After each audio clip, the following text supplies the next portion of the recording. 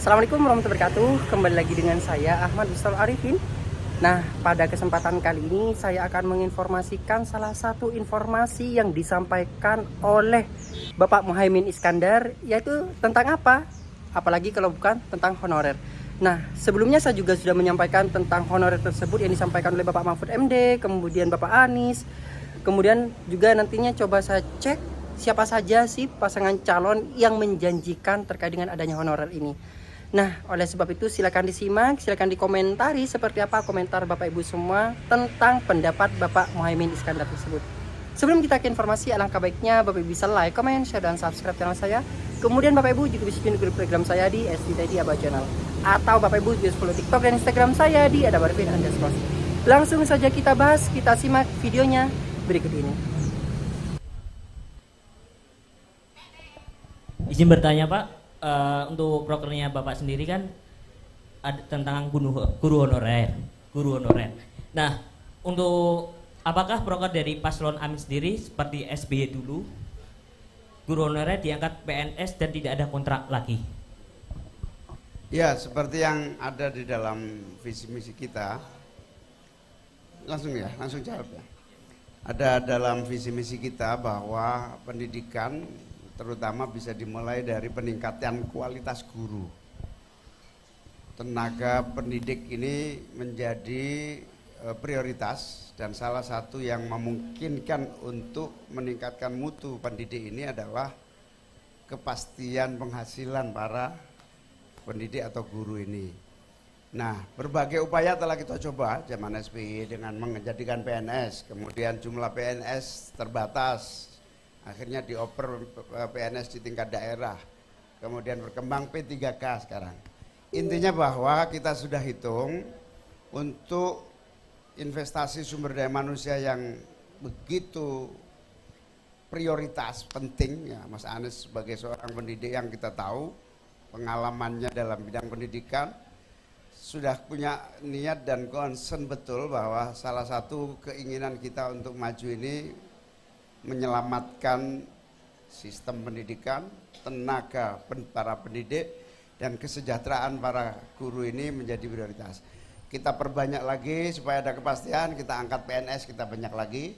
Kita juga kalau sudah mentok jumlahnya PNS, kita juga bisa tambah lagi yang namanya P3K itu.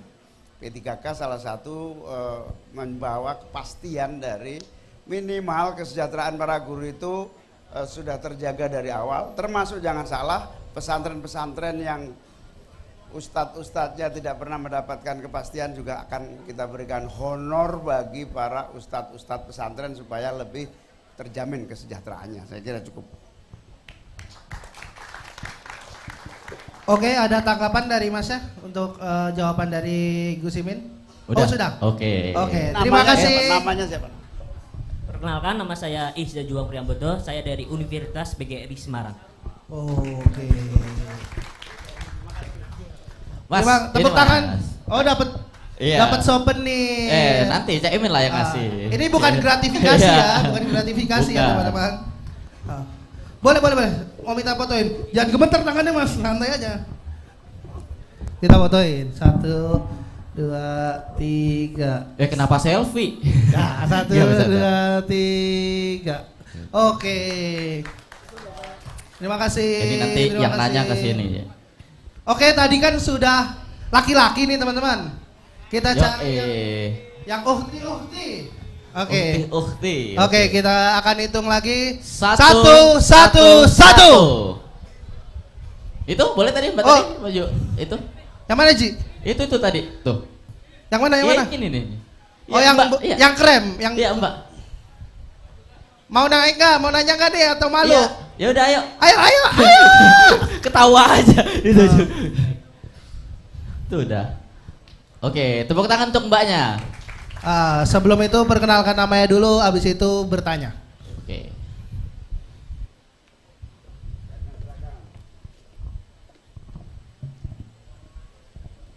Assalamualaikum warahmatullahi wabarakatuh.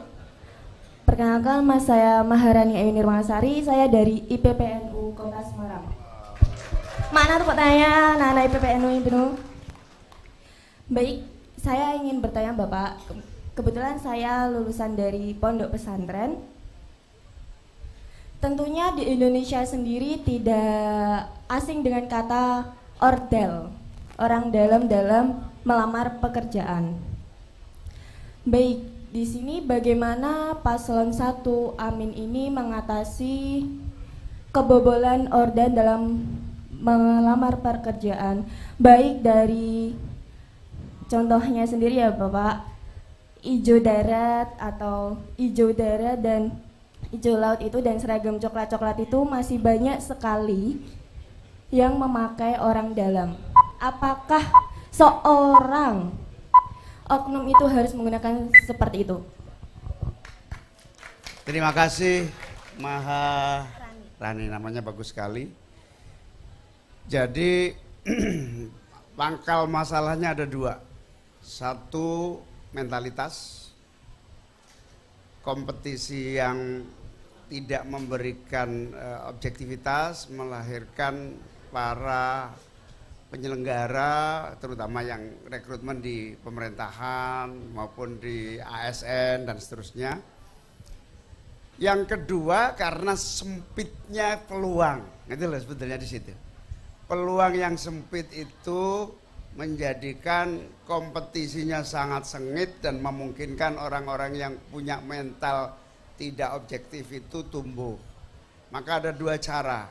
Yang pertama, kita buka seluas-luasnya peluang kerja, peluang berkarya, berkarir, berkreasi, dan pemerintah harus betul-betul menyiapkan akses. Makanya saya sama Mas Anies bersepakat 5% dari APBN kita sekitar 150 triliun ini bisa kok, saya sudah diskusi sama tim ahli ekonomi dan anggaran, bisa kok kita buka ini menjadikan kaum muda punya akses. Yang kedua tentu kita terus membenahi seluruh mentalitas, moralitas, kapasitas para penyelenggara pemerintahan, terutama yang berbasis pada aparat negara, aparat sipil maupun aparat TNI dan Polri. Ini semua supaya apa? Supaya terrekrut dengan objektif dan orang-orang yang berkualitas benar-benar bisa masuk, tidak kalah dengan apa ya. Makanya kita anti KKN itu kan di situ. Kolusi biasanya akan menghasilkan satu produk yang tidak baik dan kualitasnya akan tidak kompetitif dibanding yang lain. Oleh karena itu pelan tapi pasti pola rekrutmen computerizing juga menjadi salah satu solusinya. Baik, terima kasih Bapak. Oke, Maharani ada pertanyaan lanjutan untuk Gus Imin atau sudah puas? Udah. Tepuk tangan buat Maharani. Tepuk tangan Maharani, IPPNU Semarang ya. Terima kasih. Terima kasih Maharani dan juga itu, ada kasih ini. boleh, sorry. Terus maaf, maaf Gus. Iya. Oke, mantap. Maharani masuk Metro loh kamu, masuk Metro TV. Sama Kompas. Sama Kompas. Oke, langsung aja kita sambil ini satu. Langsung tangannya cepat baru ngomong satu loh. Satu. Inilah udah pasti.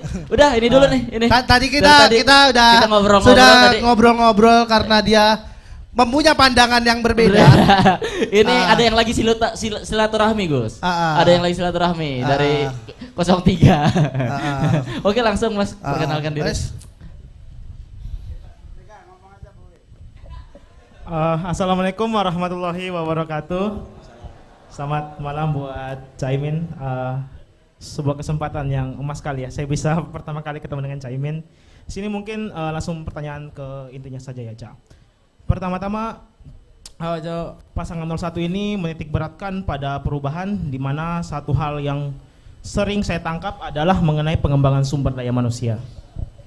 Di situ saya jujur kurang terlalu banyak melihat bagaimana pengembangan sumber daya manusia ini dibahas lebih dalam oleh paslon 01. Di mana saya merasa hal yang paling mendasar dari pengembangan sumber daya manusia ini adalah tentang riset. Saya kan sebagai mahasiswa tentu belajar tentang metodologi riset dan lain sebagainya.